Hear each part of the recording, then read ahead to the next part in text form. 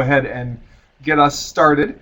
And I am Darren Cambridge. That's Barbara Cambridge behind me. You see Kathleen Yancey on your screen. We maybe can each introduce ourselves a little bit more as we move into the segments that each of us are going to lead. And this morning, or this afternoon, depending on where you are, this afternoon for most of you, we are going to share with you some of what we've learned from working over the last 10 plus years as the co-leaders of the International Coalition for Electronic Portfolio Research. So these slides to advance. We're breaking it up into 3 segments. In the first segment, I'll give you a little bit of overshot that. I'll tell you a little bit about our research model. We thought that that might be helpful because we think that we've hit on a model of doing research in the context of practice that might be transferable into other contexts. Then Barbara is going to talk some about some of the results we found from our work organized around the concept of scaling out.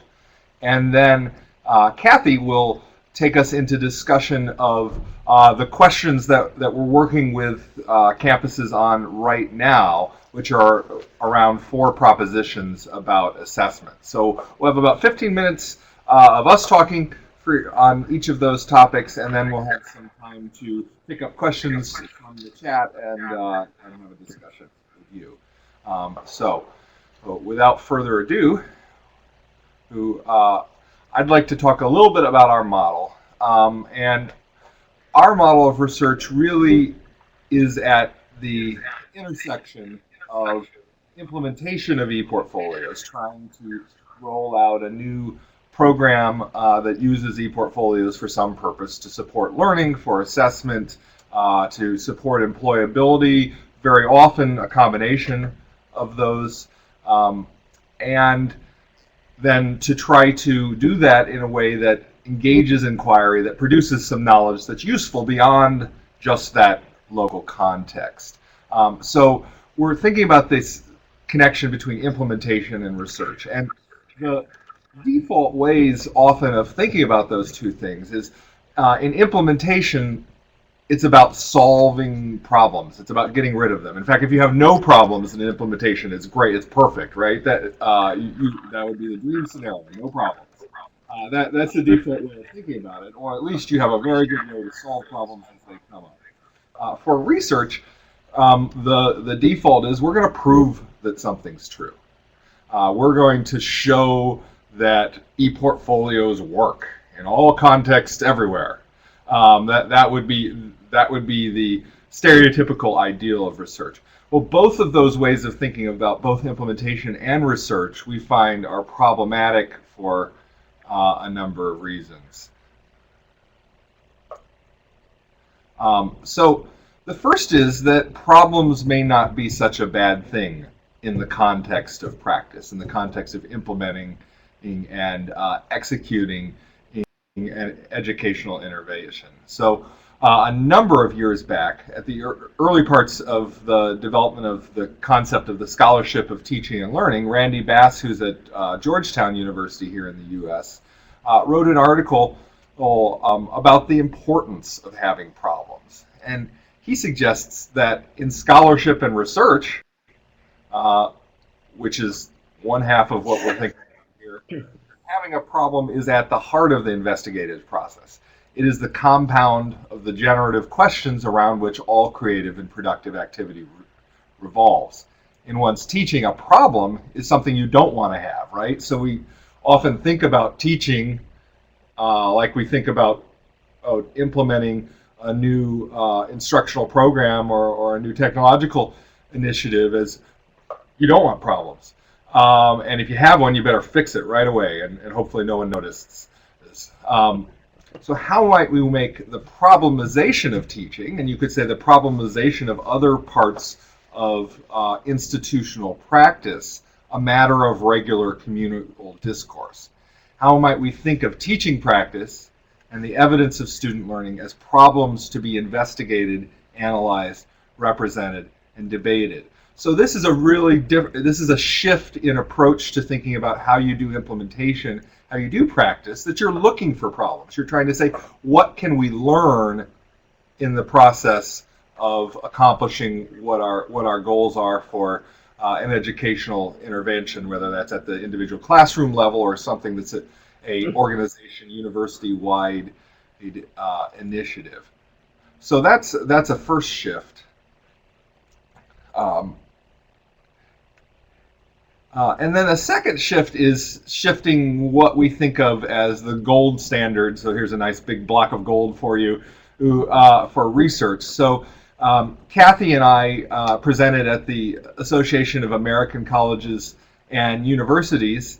He's at the in Washington, D.C. A couple weeks ago, and there was a forum on a day-long forum on ePortfolios, and it ended with a keynote by a gentleman who's one of the editors of the International Journal on ePortfolio, and they had done a literature review and found that there are only a couple of studies that had randomized control groups and experimental groups and had certain psychometric characteristics that they thought constituted the gold standard of research, which in conventional educational technology research is often in the randomized control trial. And you can see a nice little flow chart of what a randomized trial design looks like.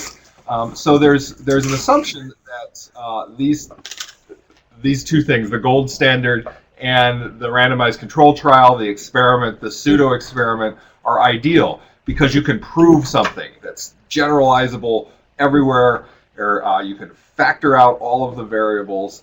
But the reality is most of the things that we would like to learn about, we can't really approach that. A, because it takes too long, and B, because this would get in the way of doing the work of the actual implementation, which is, for many of us, our primary job responsibility. If we can do some research in addition to that, that's great. But if we want research to be embedded in practice, this may not be the right model. And it gets particularly complicated when you're looking at not just narrowly what happens in an individual classroom in terms of a very well-defined and instructional goal, but the entire learning experience. So Kathy, a number of years ago, almost 15 years ago, I guess,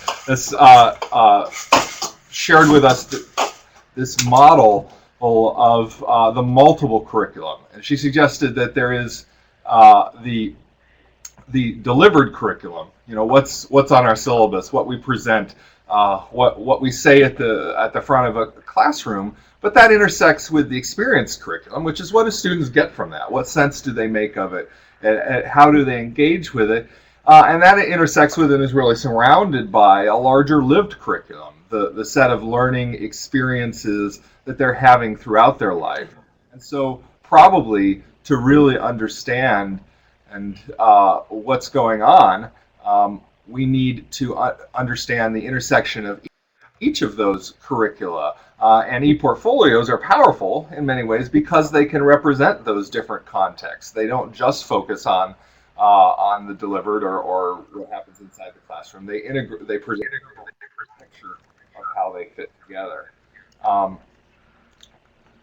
So this suggests that a different model of research, and this is the problem of what Donald Schoen calls research in the swamp. And this is probably a familiar quote to a number of you. He suggests that there is a high hard ground where practitioners can make effective use of traditional research-based theory and techniques. And there's a swampy lowland where situations are confusing, messes incapable of technical solution. The difficulty is that problems of the high ground, however great their technical interest, are often relatively unimportant to clients in the larger society, while the swamp are the problems of greatest concern. So randomized control trials don't work in the swamp.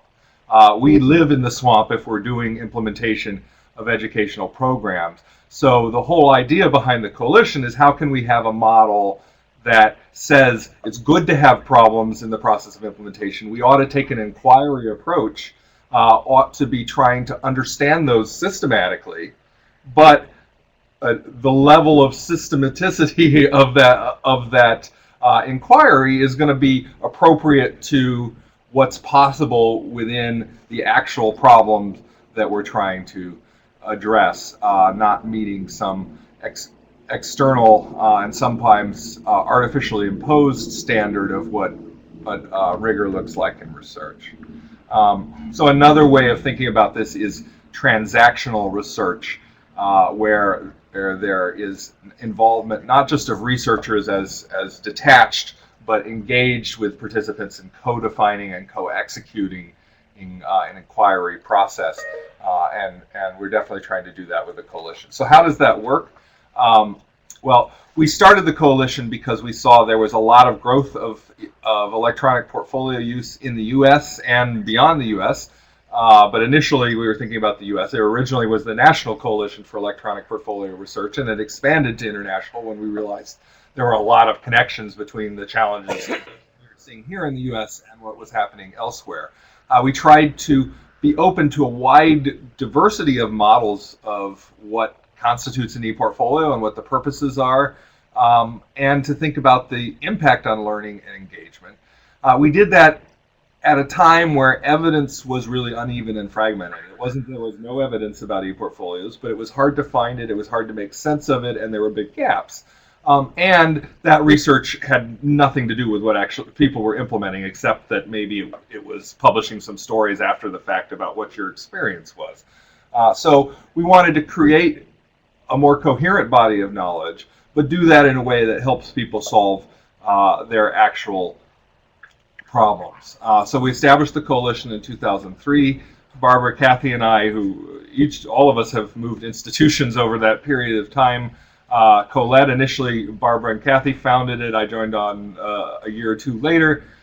We have convened 7 cohorts of about 10 higher education institutions, and then each of those cohorts worked together for 3 years, doing both individual and collective projects. So we have individual questions research inquiry questions that each campus pursues, as well as collaborative themes, and sometimes those are set beforehand, like the last 2 cohorts are focused on assessment questions, and that was part of what they agreed to when they signed up. Others emerge. We have 2 face-to-face meetings a year, as well as intervening online communication. We try to have activities where cohorts interact. Sometimes the meetings overlap.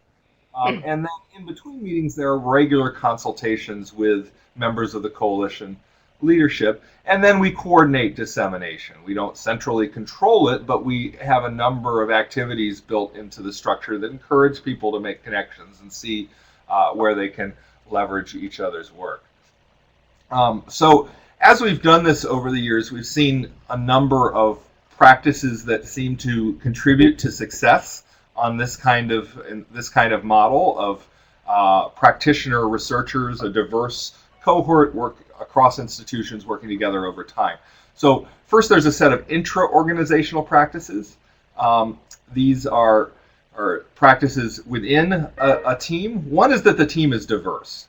We rarely do more than 1 or 2 team members have their primary job responsibility be research, right? We have people from academic technology, from people who are working on supporting the learning of faculty and staff, of people who are in the classroom as professors, people in what in the US we call student development, who are thinking about the learning experiences outside of the classroom, and student development more generally. The best teams often have had people from very different roles, many of whom don't think of themselves usually as researchers, engaging together in an inquiry process. That takes some time and space to do. So there needs to be some space for that group to form up. And it's important to have a really well-defined research question, but to have that open enough that it can evolve over time as the group finds itself and begins to interact with data and see how their implementation unfolds as well as their research project. And then there's a balance between the intellectual purposes of trying to have some results that could be applied and shared and transferred to other contexts, and the pragmatic purposes of trying to get the objectives of your implementation project on your campus completed. And I'm going to just skip through the specifics here.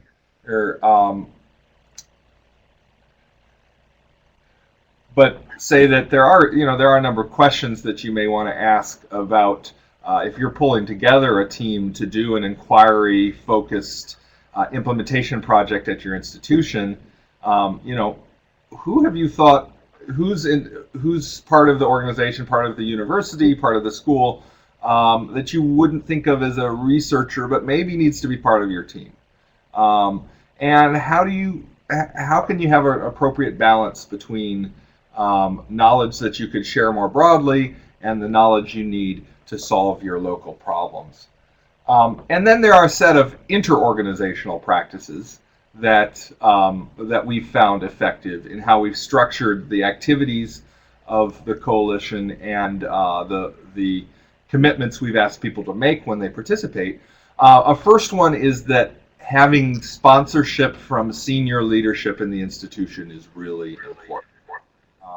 The teams that have been most effective have not been ones that are just doing their isolated little project off on the side and hoping that no one notices.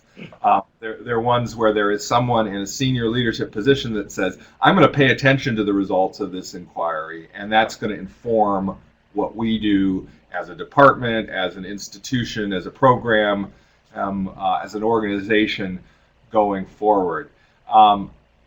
We've also found that rather than trying to have everybody have the same design and ask exactly the same questions, having a diversity of designs and questions across a cohort and across multiple cohorts, and then being able to see where there are points of intersection has been a powerful way to from locally situated projects, begin to say we're developing collectively some knowledge that we have that we can make stronger claims about than we could from any individual project. That being said, while there are diversity of methodologies, we do a lot of work collaboratively exploring what those are and how they interact and what their limitations and assets are, and how you would make sense of results across that diversity. We've also found that having conversations with neutral experts, in that case it may be Barbie, Kathy, and I, it may also be the external people that we bring in as guests to meetings or refer people to, is really important. And then having multiple ways to represent the results of the work, not just thinking about, we have to publish a research article, but are there we have different kinds of reporting that we have people do, who short pieces, longer pieces that are more exploratory. The people are doing posters and presentations of various sorts, creating videos, as well as doing more traditional academic kinds of publication. And depending on the audiences you want to read, different genres may be important. So we'll make these slides available afterwards. There's some additional details on each of these, but we want to pause now and look back in the chat and pick up questions you have. So, Kathy, have you seen some questions in chat that we ought to talk about? Actually, there are 4 things that have come up, so I can highlight those. A very quick response to your opening comments having to do with implementation and the messiness of implementation and how implementation is not perfect. So very quickly, someone responded and said, absolutely not, that implementation always raised problems. And then someone else responded and said, not problems so much, but challenges. So there seems to be some agreement on the idea that implementation of ePortfolios will not be perfect and will in fact provide us with an opportunity to learn, and that's basically what research is. A second issue that Rob mentioned had to do with students in teams, and the idea of having students in teams. We haven't really had students in our teams. We have had students attending our meetings, and we, as I'm going to explain in the last portion of this webinar, we have had faculty and staff working with students as part of the research model that we're engaging people with, but they haven't actually been full-fledged members of the team, and that would be very interesting. I don't know that that's universally the case. I think the first Portland State team did have students who were pretty regularly involved, and I know our third cohort George Mason team had two students who were integral parts of the team. They did not participate except in consistently in all of the coalition meetings, but they're certainly part of the local team doing the research. Well, that's when I said teams, that's what I meant. What I meant was they would come to the team meetings like the other members. And in that case, they haven't been full-fledged in that sense. The last has to do with the availability of these reports, and I did put in the chat box that yes, as you indicated, Darren, that each team has in fact created a report, and they are available on the website. And now I've got two comments really having to do, again, with the idea of challenges and qualitative data. But I'm also looking at the clock, and we are behind. So I would suggest that having tapped these insights that seem to go along with what you've said, that we move on to Barbara. Barbara and I are going to switch seats.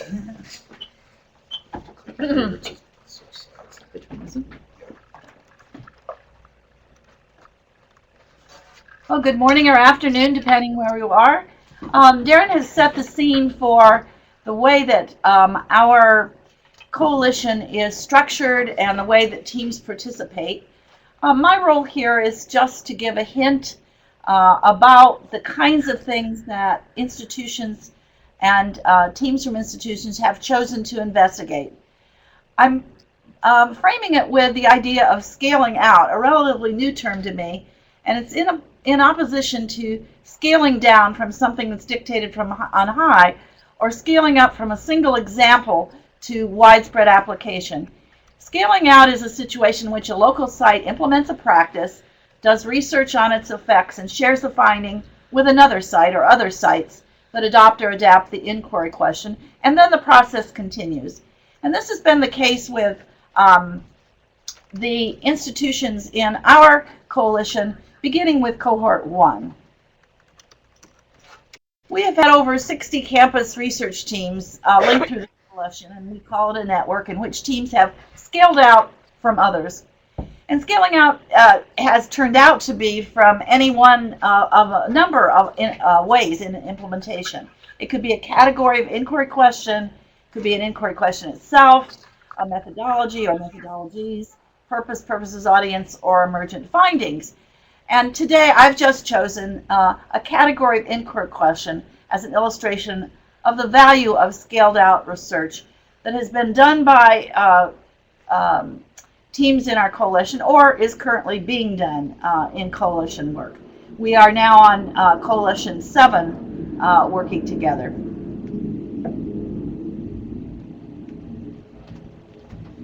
Having a little trouble getting this computer to switch slides, but here we are. I'm going to use 6 examples, and I'm going to use 3 different kinds of categories of inquiry. And the first is one about institutional mission. Sometimes that's considered a difficult thing to look at because it's so big, but we've had 2 institutions, very different sizes and locations, choose to do that. One is Goshen College, and this is a small college in mid-America in Indiana, which has as its mission providing an education for the whole person. That's the focus, the whole person, and in their case, to create leaders for the church and for the world.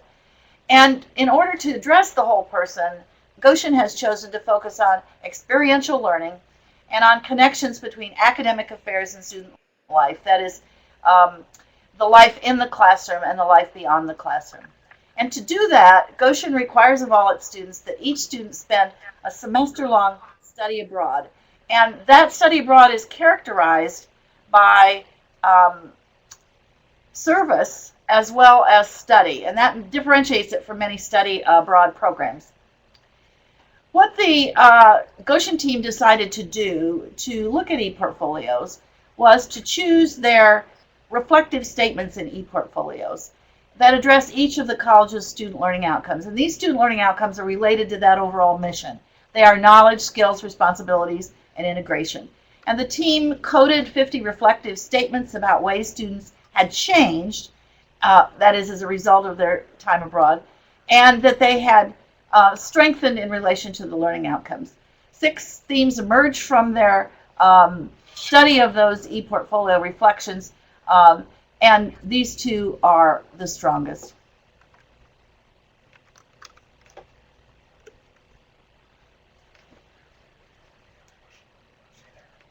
Darren can coax better than I can.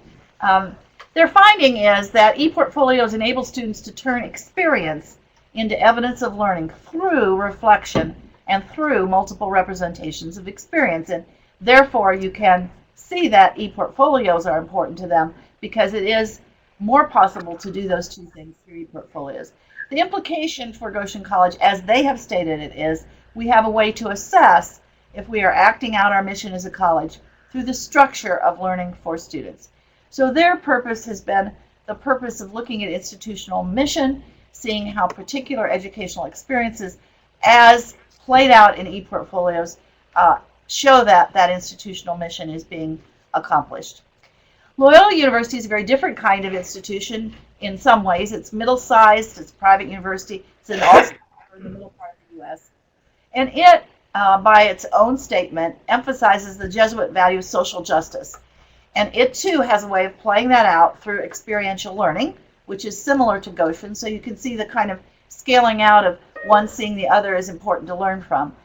And the university strives to engage students in their own learning as they work to embody the university's mission. Their inquiry in the ePortfolios, which came about in narrowing from that big inquiry question, they decided to look at the effectiveness of their introductions to engaged learning assignments. They have a number of those in their curriculum. So in the fall of 2013, a group of faculty gave a reflection assignment that generated an artifact for the students' ePortfolio. Some faculty within the group used a common prompt and others did not. So they identified that they used activity theory, constructivism, and flow theory for another group of faculty and administrators, and they have emphasized that they thought it important to have both administrators and faculty part of this if they're talking about institutional mission, because everybody has that mission. Some of the group gave the assignment and others did not. They cataloged the artifacts, used a rubric to judge the artifacts with norming. They are going to review a random sample of the artifacts and will continue the process during the spring 2014. Loyola is a member of the current cohort. And then they intend to compare and contrast the quality of the artifacts generated from the common prompt versus other prompts.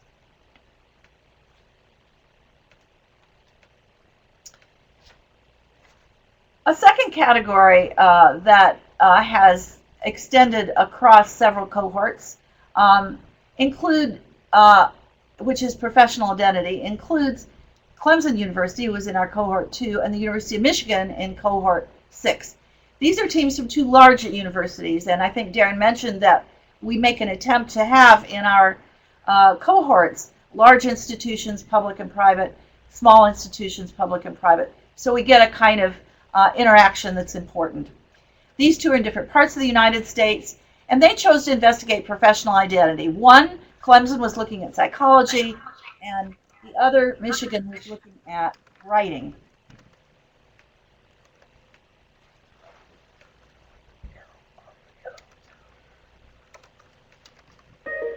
Sorry, I'm working with Darren's computer, so I need his help.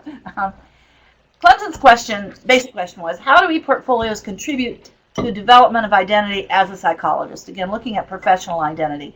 They used something that was developed by the American Psychological Association, an assessment survey. An assessment survey that has 5 factors that are psychological factors and 5 factors that are general factors, which you can see at the bottom of this slide.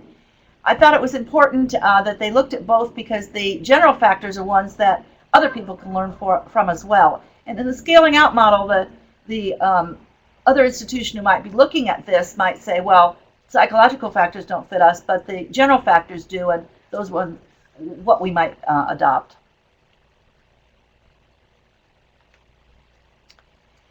Methodology and finding for Clemson, they used that survey at the beginning of the semester, and then at the end of the semester, after students had used their ePortfolios, they looked at how each item tapped how their ePortfolio affected the learning outcome. Their size was 95 investigations. Their finding was that both set of factors improved significantly over the semester, between 0.04 and 0.08, but that the psychological factors improved at a greater rate than general competencies. They tried to confirm the reliability of their instrument by having instructors self-rated and peer-rated scores, which they found to be similar. So they felt that they could really outcome in a reasonable way. Michigan had a different question. Michigan also was interested in writers, how writers get their professional identity.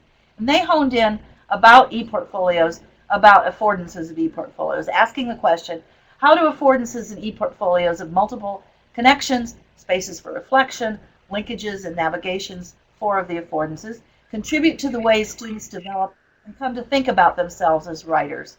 And they did this through using 4 cohorts of writing minors over a series of semesters, and then a comparison group that were not in that writing minor.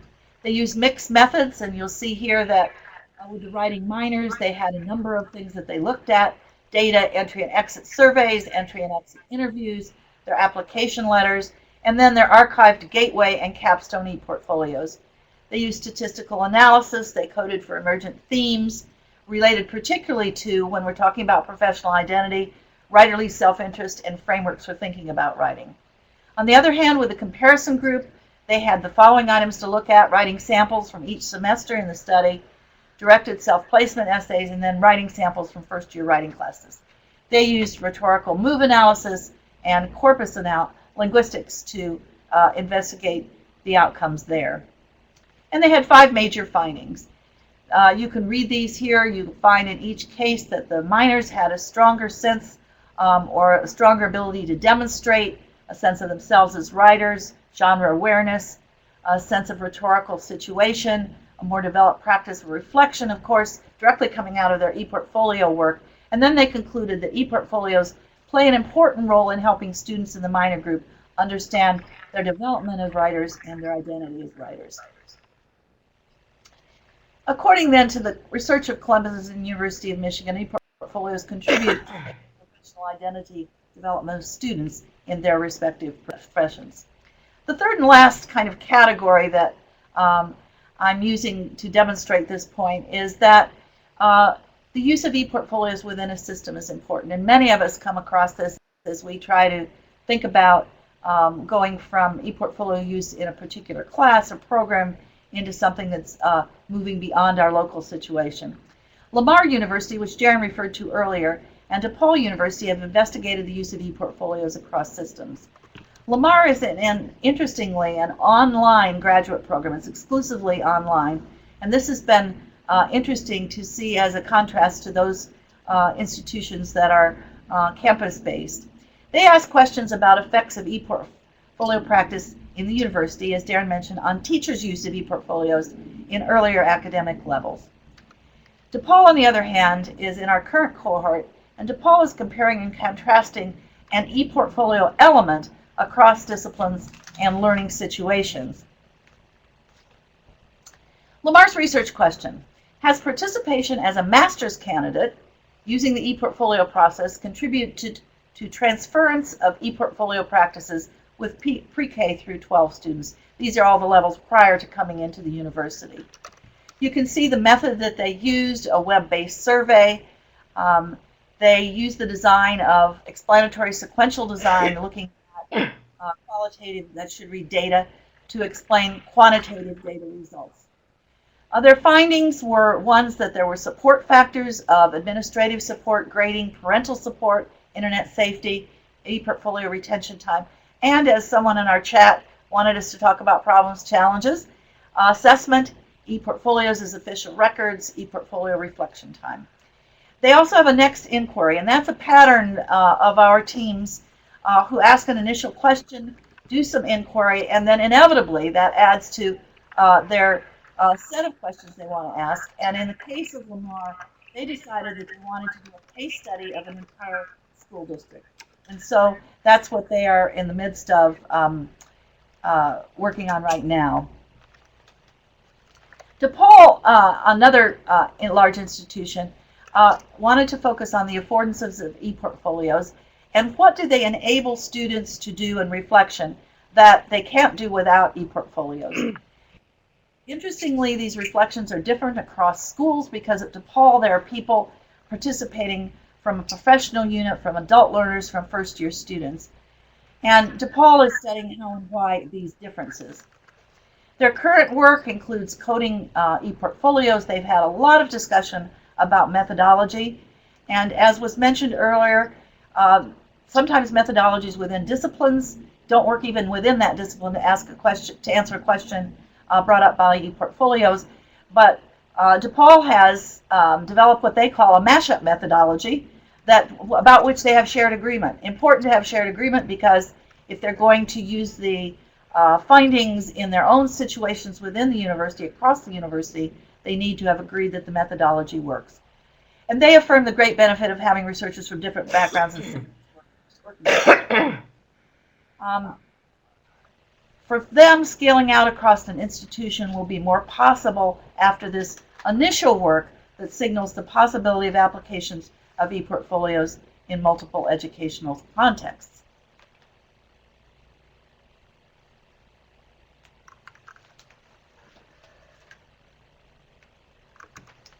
So I just wanted to add here at the end that there are other sites for possible information about cohorts team research. As Darren mentioned, and Kathy, their final reports are all online for use. We also have done a book focusing on some of the early cohorts.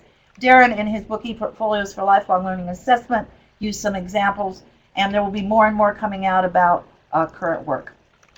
So I'm going to do the same thing that Darren did in saying that there might be some questions that have come out during this part about scaling out. But I think that it's important to know that scaling out is important, and so is the evolution of core assumptions and practices, however, and that's what Kathy's going to talk about in the next part of our webinar. But first, any questions coming out of the chats? So I think there, as I've been reading along, and Kathy's been actively participating, it seemed like there were two themes across a number of the comments. One is, to what extent do some of these findings, could they transfer to context outside of higher education, to practices in schools and to practices in lifelong learning? And then out of that discussion, there's a lot of discussion about, well, in those contexts, there are a lot of practices that are similar to what you might see in an ePortfolio context, like reflection and goal planning and so forth, but they're not in the context of creating an ePortfolio. So what difference does that make? I think that second question would be really interesting to pick back up after we hear from Kathy, because one of the things that we've been working on recently is trying to say, what is the core of ePortfolio that makes it different from the whole range of associated practices that have similarities in approach and value and so forth?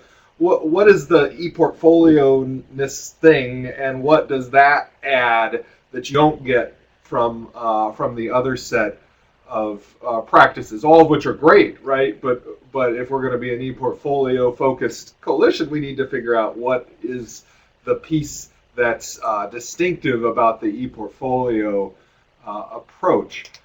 So Barbara, Kathy, any thoughts on transference into other contexts for learning and education? I think certainly there are possibilities in that. One of the principles of scaling out is that when it goes to another local situation, it is that context that becomes important in choosing both what questions you're going to ask, the methodology you're going to use, etc. So I think that the local situation is extremely important to look at. If you look at Lamar's example, for instance, some of the questions they're asking about ePortfolios being picked up in educational levels prior to college and university have to be altered a bit because of the different circumstances. So I think that the answer to that is yes. And on the second one, I would like to postpone that question until after Kathy presents, because I think it could come up logically again then, and we'd have kind of a little broader context for answering it. So we'll turn this over to Kathy. And Darren, you're going to give me control of the slides? You should be able to add some. Do you see two little arrow buttons down in the bottom left of the? Yes. Yes. Okay. So you can Indeed, and they work. So thank you. As both Barbara and Darren have indicated, my job is to talk a little bit about what's going on in our 6th and 7th cohorts. The 6th cohort has finished and the 7th cohort is in process now. And my remarks are going to take two forms. I'm first going to talk about, as Barbara indicated, the non-negotiable core of ePortfolio, or what we think it might be, and then the 4 propositions that are structuring our work with these two cohorts. So the first is to think a little bit about the non-negotiable core, but to give you some sense of who's taking up these questions, I thought I would simply share with you the names of the institutions that are participating. In cohort 6, we had 1 institution from Australia, and then 10 institutions from the United States. In cohort 7, we have 7 teams overall, another institution from Australia, and then 6 institutions from the United States. It's worth noting that one of the institutions, Lamar, participated in 6 and is participating in 7. And it's also worth noting that several of the institutions in these cohorts participated in earlier cohorts. So Indiana University, Purdue University, Indianapolis was in an earlier cohort, so was Portland State, so was the University of Georgia, so was Clemson, and so on. So we have repeat offenders, if you will, who have done work in one cohort and who want to participate in another one. Now, these cohorts, as we've indicated, are somewhat different, and I'll talk about why in a minute. But first, just to give you some sense of the geography, Australia, as we know, is a very large continent, and the 2 stars here indicate where the 2 institutions are, Curtin and Deakin. And then this is the United States, and you can see here that the institutions cluster on the eastern seaboard and the upper Midwest. We have some activity in the West, but not nearly as much. It's a good question as to why that might be. That said, we began cohort 6 and cohort 7 by thinking about the non-negotiable core of electronic portfolio. And by that, what we meant was, is there something fundamental to ePortfolio that we can all agree on? And in part, our interest in this question arose because we saw so much confusion among definitions. And we found it a little frustrating because people would be talking about ePortfolios and about vehicles that were really very different one to the next. In part, we were motivated by what we perceived as confusion among practices. One of the practices that's not uncommon in the US is for institutions to ask students to create a full portfolio, but then when it comes time to assess it, they'll just take a single piece of work out. Sometimes that piece of work is a piece of work that a student will have done in the context of some program. Sometimes that piece of work is the reflection that's supposed to be a proxy or a surrogate or a substitute for the larger vehicle. And we think that that's problematic. But it's also the case, it's not just frustration, although that was part of it. It's also the case that we had genuine interest in identifying what's distinctive about a portfolio. And again, just to give another sense of why our interest is so important, I can point to a model of ePortfolio that is on my own campus at Florida State University, which is the institution that hosts my teaching. Um, and in the College of Education, there is an ePortfolio that all the students have to put together. It's called a critical task portfolio. And basically what happens is that every term students select one piece of work from some class they've taken and they simply upload it into the system. And that's what they're calling an ePortfolio, which means, of course, that there's no reflection in this. Now, many people in the US, maybe most people in the US, would say that reflection was at the heart of the portfolio. There's no reflection here. Is it in fact a portfolio? So that's the kind of question that we were taking up. We do have 4 propositions organizing our work. We think that they're key to the non-negotiability of ePortfolios. We're using the word propositions because that allows us to inquire without claiming. And the hope would be that at the end of these 2 cohorts, we would have enough evidence that we could move from propositions to claims, and claims having evidence to back them up. It's also the case that in exploring these 4 propositions, which I'll outline here and then go into some detail in a minute, we asked people to do what we've always asked people to do. That is, they have to prepare for meetings and so on. But these 2 cohorts have been the most focused, the most structured. We provide readings for people to engage in. We review the readings with people when we meet. We ask people to work with students, as you're going to see. And then we come together to try to make sense of what people have been doing in between meetings. So the 4 propositions, as you can see before you on the slide, include interaction of pieces of evidence and their effect. 2, the relationship between evidence and reflection, which we think is fundamental. 3rd, the distinctive material practices that ePortfolios entail. And then 4th, because at some level, all of these propositions are working their way toward issues of assessment, meaningful comparison without standardization. So proposition 1, the full proposition is, for meaningful assessment, interaction of pieces of evidence within an ePortfolio is more important than single pieces of evidence. And to give you a sense of what it is that we ask people to do to explore that proposition, this is an assignment that participants in each cohort have engaged in before they come to a meeting. So as you read in the goldenrod, consult at least 2 students as they review their ePortfolios. Working with the students, ask them and record their answers. How many artifacts or exhibits are in your ePortfolio? How many classes or experiences are represented? What kinds of relationships do you perceive among the artifacts in the electronic portfolio? What difference do you think it makes, if any, to have 2 or more artifacts together? And what was or is the role of reflection in your ePortfolio? Now, what will happen is students, faculty and staff will engage with students. So it's worth noting here that students in some ways are our teachers in this endeavor. They'll work with students, and then they're going to write up a very brief report, usually 1 to 2 pages.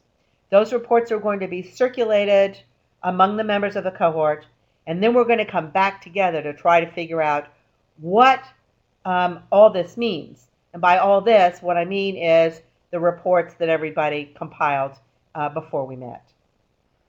The second proposition has to do with reflection. And it is that reflection on pieces of evidence within an ePortfolio and on the ePortfolio as a whole provides information for assessment that is not available by other means. So that means that it makes a distinctive contribution to the ePortfolio. And here is something we might do, in fact we have done twice, when after people have completed an assignment that's keyed to working with students and reflection, this is how we ask them to share. We'll put them in groups that we call critical friends, and in that group, they set a context for their colleagues. They share with their colleagues what they saw working with their students, what the students said, what they think it means, what it means specifically for the assessment of ePortfolios, which again is the ultimate question that we're heading toward, and then questions that it raises. so that the work that people are doing at their institutions then becomes the work of the cohort writ large as we try to make sense together. And as we do make sense together, and you can see this is just a picture of a whiteboard, we begin to compile on the board what it is we think we're seeing, and one of us takes notes, and those notes are then distributed. So we're doing a lot of recording in the same way that students are doing a lot of recording in their portfolios.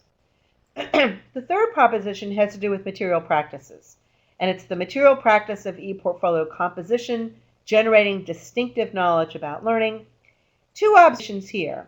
As you look on the left, one observation that came out of exploration of this proposition had to do with students having such limited experiences with various media. But more important in some ways is the fact that their thinking is already patterned and routinized in a way that's key to success in school, but not necessary to learning.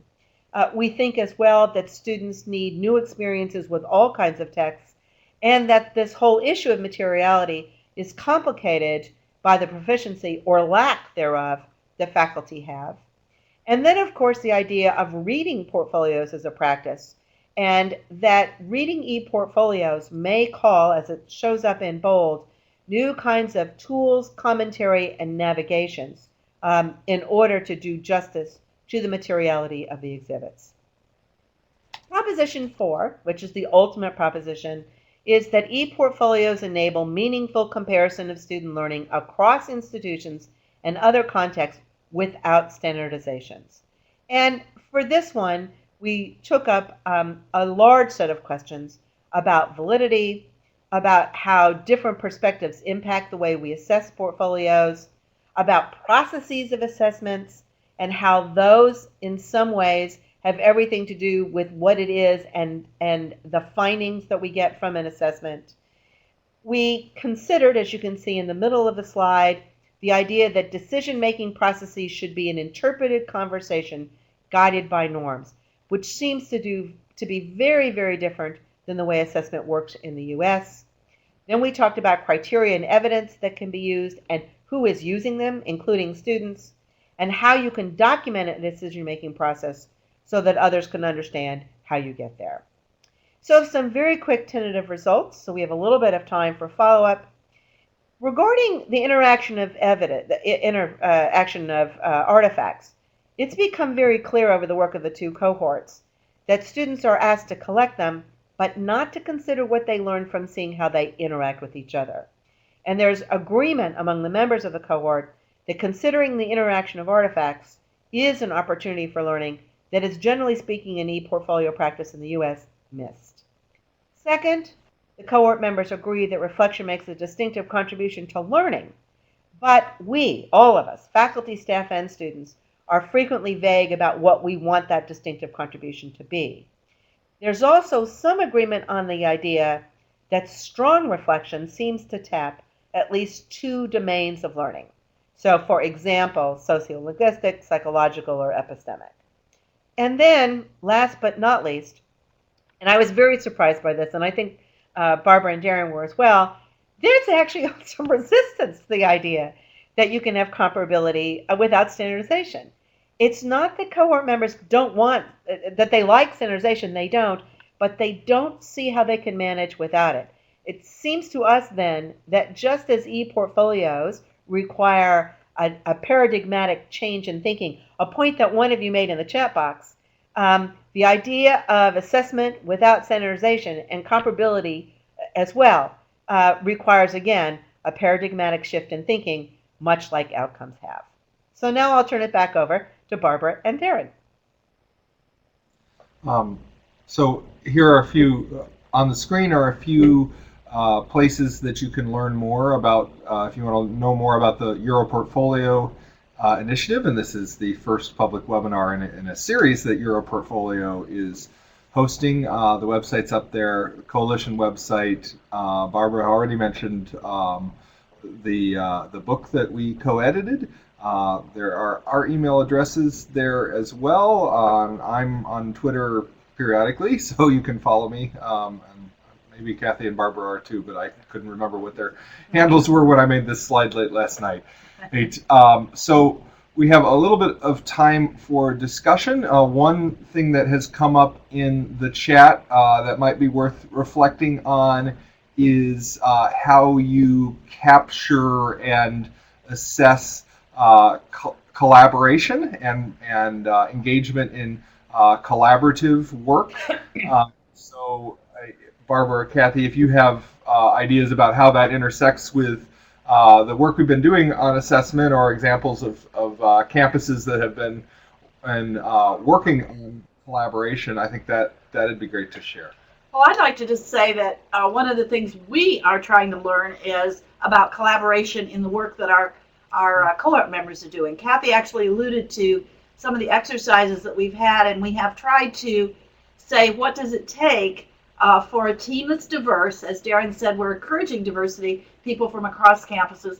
What does it take for a team to constitute, to do its work, and to come out with something that they can actually apply?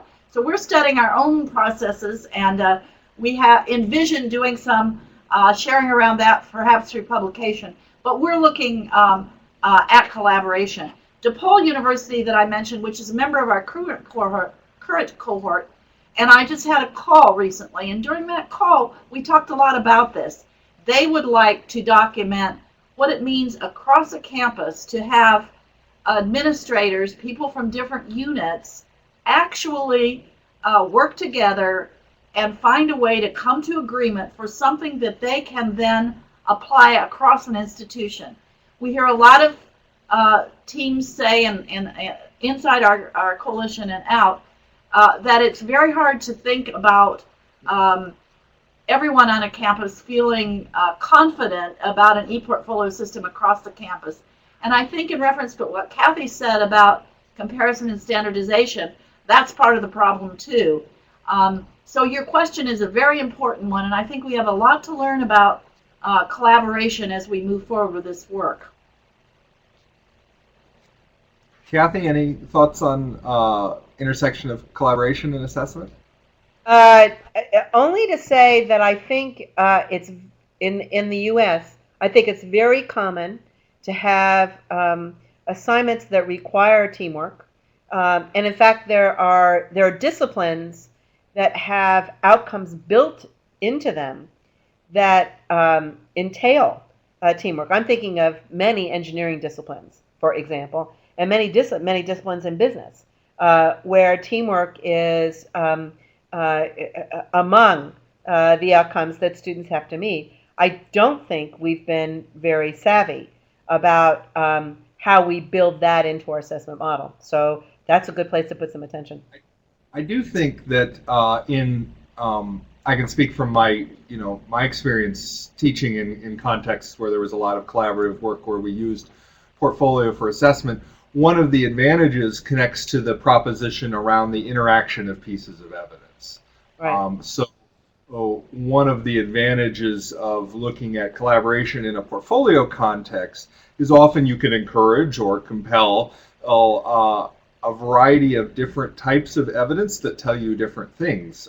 So you don't just have a student reflection on their experience of participating in a collaborative project or the product of that collaborative activity, but you can also invite process pieces, communication between team members, drafts that show the traces of different people's contributions and interactions. And when you see those pieces together in the context of a portfolio, sometimes with students' own interpretation about how they interact, it gives you a richer understanding of collaboration than you get from any particular piece in isolation. So I think that's one way that there may be a good fit between the portfolio format and the need to deal with something that is inherently complex, like individual contribution to a collaborative process. Well, and I will say, this is on the basis of a class I taught in the fall, where there was a lot of collaboration built into the class. Sometimes the collaboration went very well. It did not go very well for all the students, and several of them, I would say 5 of them out of the class of whatever it was, 19 or 20, noted in their reflection where they differed from some of their teammates in terms of interpretations. And that was really interesting. I hadn't seen that before, but I also had not used so much collaboration. And I used more collaboration than I ever had before. So I'm still teasing out actually what all that means. I think another advantage is if when increasingly we're seeing portfolios being created in spaces and with tools that can be used to facilitate a collaborative process, Right. as well as to present the results of one. And so you have a Yeah. variety of traces that can be picked up by the portfolio when people are collaborating in an electronic space. So that's another Right. another affordance, I think. So we are about 2 minutes past our time, so we want to honor everybody's time and thank you so much for being here.